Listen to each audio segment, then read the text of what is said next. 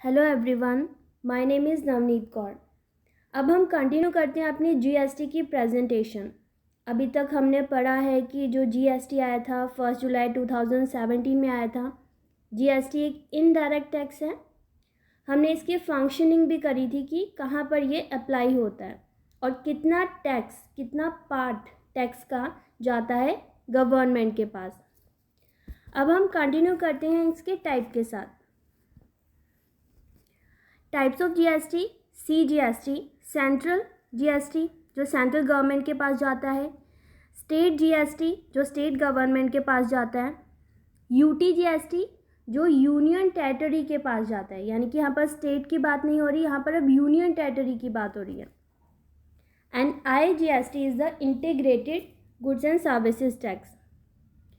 अब बात करते हैं इंट्रा स्टेट सप्लाई की।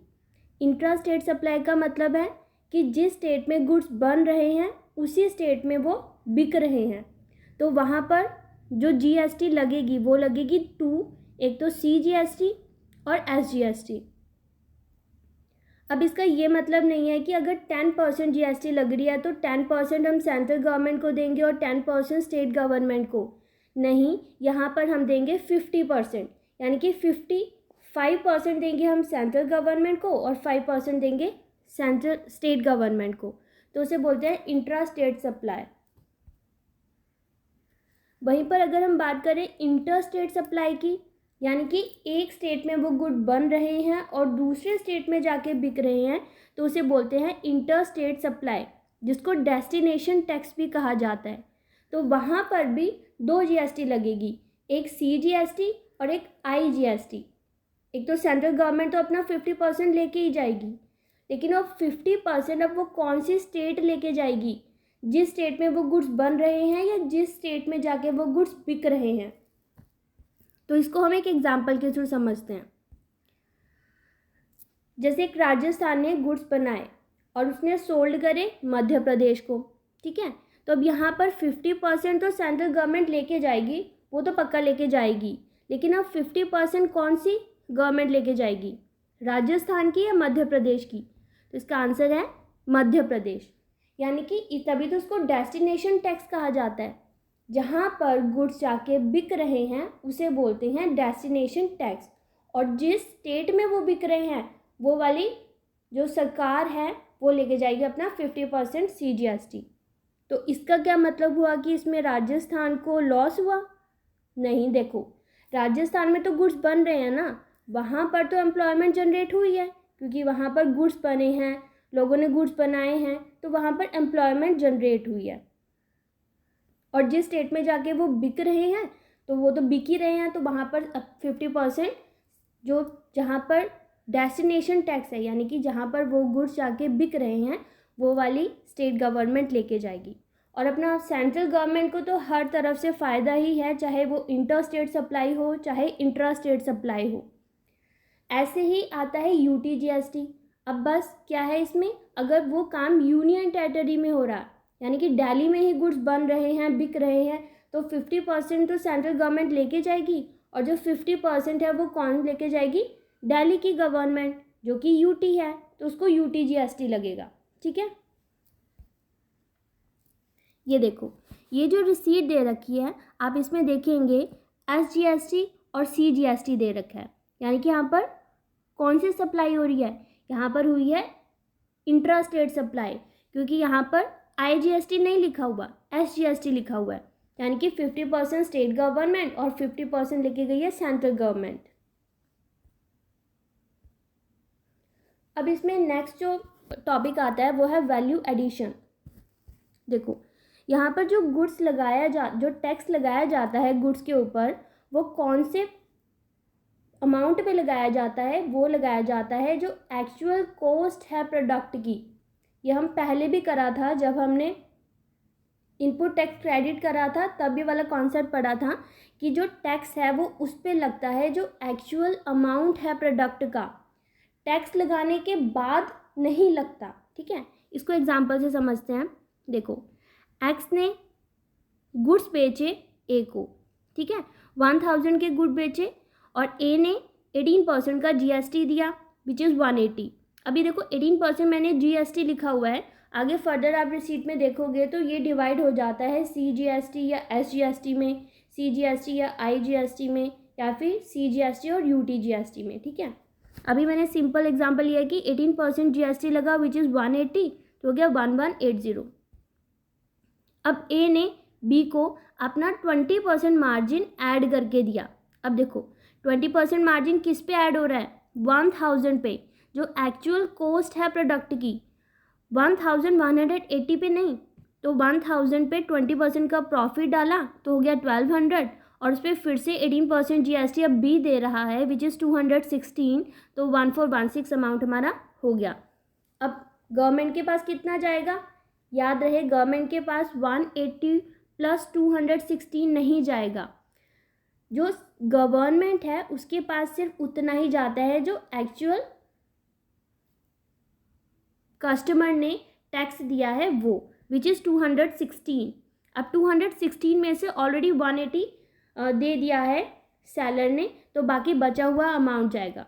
देखो ए हैज़ टू पे टू द गवर्नमेंट, कितना पे करेगा वो, net tax payable, output tax में से इनपुट टैक्स क्रेडिट को माइनस करेंगे, 216 में से 180 36, तो 36 जाएगा गवर्नमेंट के पास, और वो डिवाइड हो जाएगा 50-50% की, 50% सेंट्रल गवर्नमेंट और 50% जिस भी गवर्नमेंट के पास जाएगा वो डिपेंड करेगा कि आपकी सप्लाई कौन सी हो रही है, इंटर स्टेट, इंट्रा स्टेट या फिर यूटी।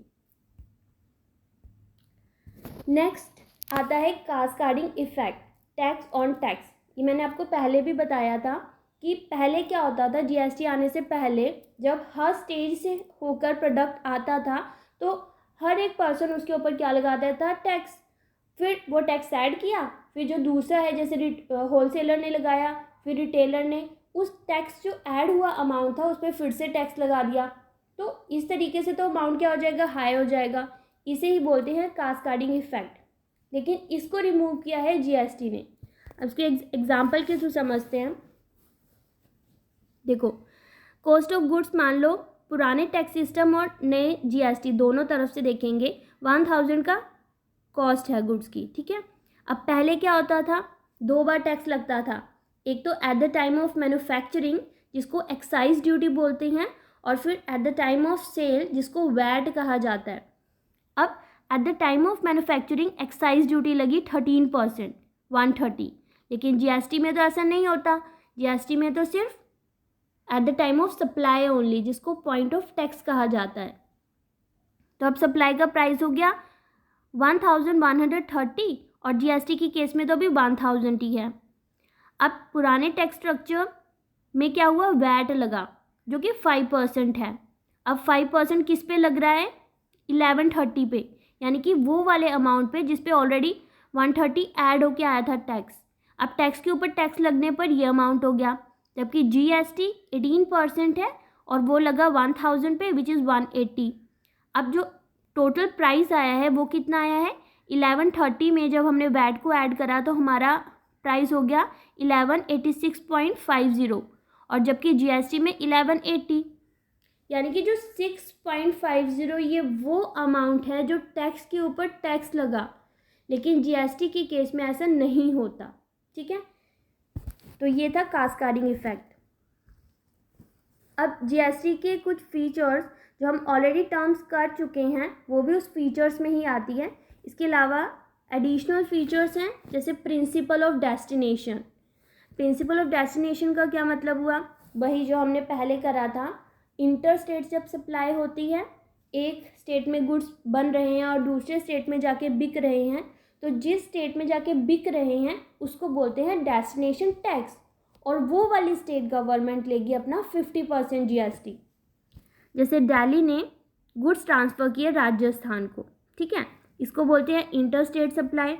तो अब यहाँ पर क्या हुआ, जो राजस्थान है अब यहाँ पर जो अप्लाई होगा वो आईजीएसटी होगा, जिसमें सीजीएसटी 50% सेंट्रल गवर्नमेंट लेके जाएगी और 50% कौन लेके जाएगी, राजस्थान की सरकार। नेक्स्ट आते हैं जीएसटी के रेट्स। जब जीएसटी बना था तब काफ़ी टैक्स स्लैब्स रखे थे, ये हैं, लेकिन अभी जैसे जैसे आगे बढ़ रहा है जीएसटी के इतने टाइम बाद उनमें कुछ चेंजेस आए हैं, ठीक है। लेकिन हम पढ़ते हैं जब जीएसटी बना था तब का है, उसे बोलते हैं मल्टी टियर टैक्स स्ट्रक्चर। सबसे पहला आता है नो टैक्स कैटेगरी, यानी कि यहाँ पर किसी प्रकार का टैक्स नहीं लगेगा। कुछ ऐसे प्रोडक्ट हैं जिस पे टैक्स लगेगा ही नहीं, और वो हमारे एसेंशियल प्रोडक्ट्स होंगे, ठीक है। जैसे आटा हो गया, यानी कि जो बहुत ही नेसेसरी हैं उनके ऊपर जीएसटी नहीं लगता। जैसे मिल्क, फ्रूट्स, वेजिटेबल्स, फ्रूट्स, यानी कि यहाँ पर गवर्नमेंट ने इतना ध्यान रखा है कि जो हमारे एसेंशियल आइटम्स हैं उनके ऊपर टैक्स नहीं लगाया जाएगा। 5% जीएसटी का जो स्लैब है इसमें आ जाते हैं kerosene, frozen vegetables, coffee, T. 12% GST की स्लैब में आता है बटर, चीज़, पिकल्स, घी। यानी कि जैसे जैसे आप कंफर्ट की तरफ बढ़ते जाओगे, जो हमारे लिए इतने एसेंशियल प्रोडक्ट नहीं है, तो उसके ऊपर टैक्स का अमाउंट भी बढ़ता रहेगा। 18% GST sugar, pasta, detergent. 28% GST cement, weighing machine, vacuum cleaner. यानी कि ये हमारे नेसेसरी नहीं है, नेसेसिटीज़ नहीं है ये हमारी, इनके बिना हम जी सकते हैं। तो जैसे अगर आप ज़्यादा अपना लग्जीरियस की तरफ जाओगे तो वहाँ पर आपका जो टैक्स स्लैब है वो क्या है, बढ़ता जाएगा। ऐसे भी कुछ प्रोडक्ट हैं जिनके ऊपर अभी तक कोई जीएसटी नहीं लगा, जैसे पेट्रोल, डीजल। अब आप देखोगे हर स्टेट में अलग अलग प्राइस में मिलते हैं ये पेट्रोल और डीजल। क्यों? क्योंकि ये जीएसटी से बाहर है। नेचर ऑफ सप्लाई, तो ये हम कर चुके हैं। जैसे जो सप्लाई का नेचर है वो भी डिपेंड करता है कि आपके ऊपर किस टाइप की जीएसटी लगेगी। इंट्रा स्टेट है, इंटर स्टेट सप्लाई, इंपोर्ट कर रहे हैं बाहर से या फिर एक्सपोर्ट कर रहे हैं। इंट्रा स्टेट है तो फिर से वही सीजीएसटी और एसजीएसटी, और अगर वो यूनियन टेरिटरी में हो रहा है तो यूटीजीएसटी लगेगा। इंटर स्टेट होगा तो सीजीएसटी और आईजीएसटी। आईजीएसटी वही है जिसको डेस्टिनेशन टैक्स भी बोला जाता है, जहाँ पर जाकर गुड्स बिक रहे हैं। इंपोर्ट, देखो जब गुड्स बाहर से मंगाए जाते हैं तो कस्टम ड्यूटी लगती है, ठीक है। तो यहाँ पर कस्टम ड्यूटी को इंक्लूड नहीं किया गया है जीएसटी में। कस्टम ड्यूटी अभी भी जो BCD है, यह है बेसिक कस्टम ड्यूटी, वो अभी भी लगेगी। और जो दूसरा साथ में लगेगा वो आईजीएसटी लगेगा, यानी कि किस स्टेट में जाएंगे वो गुड्स जो इंपोर्ट किए हैं, किस स्टेट में जाएंगे, वो 50% वो वाली गवर्नमेंट लेगी। एक्सपोर्ट जब करते हैं तो यहाँ पर किसी भी प्रकार का टैक्स लगेगा ही नहीं, ज़ीरो रेटेड है यहाँ पर, क्योंकि गुड्स बाहर जाना तो हमारी इकोनॉमी के लिए अच्छा है, तो यहाँ पर जीएसटी से बाहर है ये। तो हम कंक्लूजन में कह सकते हैं कि जो जीएसटी है उसका इम्पैक्ट काफ़ी हद तक अच्छा रहा है। लोग अब उसको समझ पा रहे हैं और अप्लाई कर पा रहे हैं। आप भी जब कभी रिसीट देखते हो तो देखा करो कि आपके ऊपर कौन सी वाली टैक्स लगा है, कौन सा जीएसटी लगा है। इसके अलावा जीएसटी का जो बिल पास हुआ था वो 122 है, ये एक एडिशनल इन्फॉर्मेशन है। और जो अमेंडमेंट की गई वो 101 है, तो इसमें कंफ्यूज नहीं करना। जो बिल है, जो बिल पास किया गया था वो 122 है, लेकिन जो अमेंडमेंट की गई जीएसटी के लिए वो 101 है। जो फर्स्ट स्टेट जिसने जीएसटी को लॉन्च किया वो असम है, और जो लास्ट स्टेट है वो है जम्मू एंड कश्मीर। अब इसमें क्या है कि जीएसटी मेनली शॉपकीपर्स को लगानी होते हैं प्रोडक्ट के ऊपर। तो जीएसटी जो नेटवर्क है उन्होंने उनके लिए, शॉपकीपर्स के लिए मेनली एक जीएसटी आइडेंटिफिकेशन नंबर दिया है शॉपकीपर्स को, जो 15 डिजिट का नंबर है, ठीक है।